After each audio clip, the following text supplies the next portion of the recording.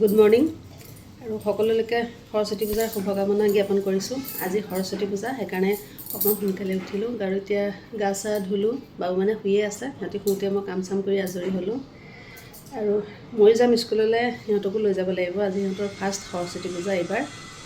আৰু এইযোৰ কাপোৰ মই মাইনাৰ কাৰণে ৰেডি কৰিছিলোঁ। মেচিন নাই, মই হাতেৰে বনাইছিলোঁ। এইযোৰ মাইনাক পিন্ধাম। এখন মেখেলাখন আৰু এখন চাদৰ।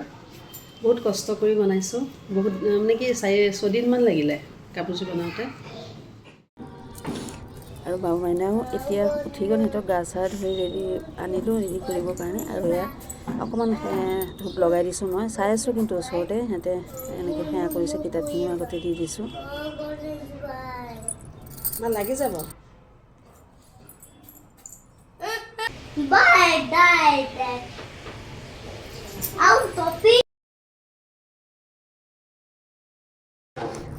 প্ৰথমে মাইনাকে ৰেডি কৰি লৈছোঁ আৰু বৰ দিগদাৰ হয় সৰু ল'ৰা ছোৱালীক ৰেডি কৰিবৰ কাৰণে। খিচিং খাচাং কিবা কিবি আৰু দি দেখিছেনে, এটা ওচৰত বাবু বহি লৈছে আৰু লগাই আছে তাইক।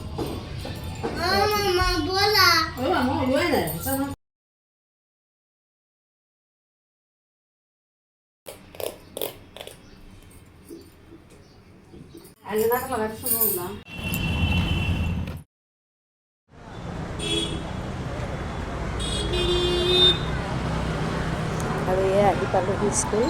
আমাৰ আহাখন দেৰি হ'ল, 11:30 হৈছিলে। সকলোখিনি হৈ গৈছে প্ৰায়, মানুহ সকলোখিনি আহিছে।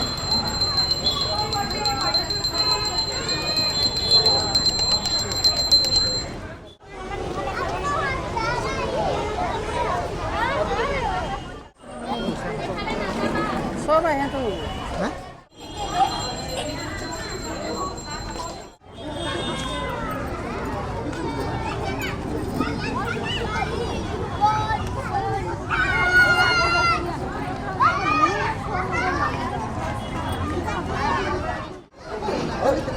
প্ৰসাদ আমি আধা ঘণ্টাতে খাই হৈ গ'ল। প্ৰসাদ খোৱাৰ পিছত খিচিৰি কিবা ব্যৱস্থা কৰিছিলে, সেইবিলাক কাৰণে বহিছোঁ।